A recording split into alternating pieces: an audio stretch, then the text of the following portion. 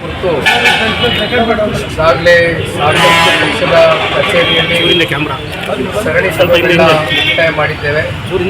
ಇವತ್ತು ವಿಶೇಷವಾಗಿ ನಮ್ಮ ತುಮಕೂರು ಜಿಲ್ಲೆಗೆ ಸಂಬಂಧಪಟ್ಟಂತೆ ಇಡೀ ರಾಜ್ಯದಲ್ಲಿ ಏನು ಸದಸ್ಯತ್ವ ನೋಂದಣಿ ಹಾಗೂ ಬೂತ್ ಕಮಿಟಿ ರಚನೆ ಆಗಬೇಕು ಅಂತಕ್ಕಂಥದ್ದು ಚರ್ಚೆಗಳು ಪ್ರಾರಂಭ ಆಗಿದೆ. ಎಲ್ಲವೂ ಕೂಡ ಈಗಾಗಲೇ ಮೂರು ತಯಾರಿಗಳನ್ನ ಮಾಡ್ಕೊಂಡಿದ್ದೇವೆ. ಆ ಹಿನ್ನೆಲೆಯಲ್ಲಿ ಇವತ್ತು ಭೇಟಿ ಇರ್ತದೆ.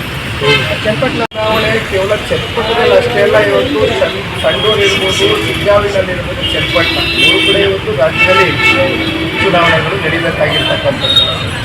ಹಾಗಾಗಿ ಸಾಕಷ್ಟು ಈಗಾಗಲೇ ಅಭಿಪ್ರಾಯಗಳು ವ್ಯಕ್ತವಾಗ್ತಾ ಇದೆ. ಭಾರತೀಯ ಜನತಾ ಪಾರ್ಟಿಯ ರಾಜ್ಯ ನಾಯಕರು, ನಮ್ಮ ರಾಜ್ಯ ನಾಯಕರು, ಕೇಂದ್ರದ ಭಾರತೀಯ ಜನತಾ ಪಾರ್ಟಿಯ ರಾಜ್ಯ ನಾಯಕರು ಎಲ್ಲ ಕೂತ್ಕೊಂಡು ಚರ್ಚೆಯನ್ನು ಮಾಡ್ತಾ ಇದ್ದಾರೆ. ಸೂಕ್ತವಾದಂಥ ಸಂದರ್ಭದಲ್ಲಿ ತೀರ್ಮಾನ ಕೈಗೊಳ್ಳುತ್ತಾರೆ. ಆರೋಗ್ಯಕರವಾದಂಥ ಚರ್ಚೆಗಳು ಆದಾಗಲೇ ಫಲಿತಾಂಶ ಬರಲಿಕ್ಕೆ ಸಾಧ್ಯ.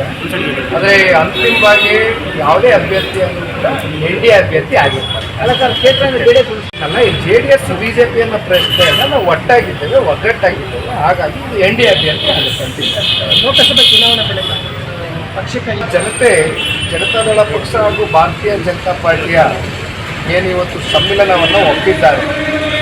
28 ಲೋಕಸಭಾ ಕ್ಷೇತ್ರಗಳಲ್ಲಿ ಅತಿ ಹೆಚ್ಚು ಸಂಸದರನ್ನು ಆಯ್ಕೆ ಮಾಡಿ ಶ್ರೀ ನರೇಂದ್ರ ಮೋದಿಜಿ ಅವರಿಗೆ ಒಂದು ಕೊಡುಗೆಯಾಗಿ ರಾಜ್ಯದ ಜನತೆ ಕೊಟ್ಟಿದ್ದಾರೆ. ಇದರಲ್ಲೂ ನಮ್ಮ ತುಮಕೂರು ಜಿಲ್ಲೆಯಿಂದಲೂ ಇವತ್ತೇನು ಸೋಮಣ್ಣವರು ಕೂಡ ಗೆದ್ದಿದ್ದಾರೆ. ಇವತ್ತು MOS ಆಗಿ ಕೆಲಸವನ್ನು ಮಾಡ್ತಾಯಿದ್ರು, ಅವರು ಕೂಡ ಮಂತ್ರಿಗಳಾಗಿ. ಹಾಗಾಗಿ ರಾಜ್ಯ BJP ಮತ್ತು JDSನ ಹೊಂದಾಣಿಕೆಯನ್ನು ಒಪ್ಕೊಂಡಿದ್ದಾರೆ. ಬಹುಶಃ ಮುಂಬರ್ತಕ್ಕಂಥ ಸ್ಥಳೀಯ ಚುನಾವಣೆಗಳಿರ್ಬೋದು, ಅದೇ ರೀತಿ ಮುಂಬರ್ತಕ್ಕಂಥ ವಿಧಾನಸಭಾ ಚುನಾವಣೆ ಎಲ್ಲ ಒಗ್ಗಟ್ಟಾಗಿ ಹೆಜ್ಜೆನ ಸರ್ ಈಗ ಆಗ್ತಕ್ಕಂಥ ಅವಶ್ಯಕತೆ ಇಲ್ಲ. ಕಾನೂನಿದೆ, ನೀವು ಹೇಳ್ದಂಗೆ ಕಾನೂನಿಗಿಂತ ದೊಡ್ಡವರು ಯಾರೂ ಇಲ್ಲ. ಕಾನೂನಿಗೆ ಎಲ್ಲರೂ ಕೂಡ ತಲೆಬಾಗಬೇಕಾಗುತ್ತೆ. ಹಾಗಾಗಿ ಇದಕ್ಕೆ ಹೆಚ್ಚು ಪ್ರಾಮುಖ್ಯತೆ ಕೊಡ್ತಕ್ಕಂಥದ್ದೇನಿಲ್ಲ.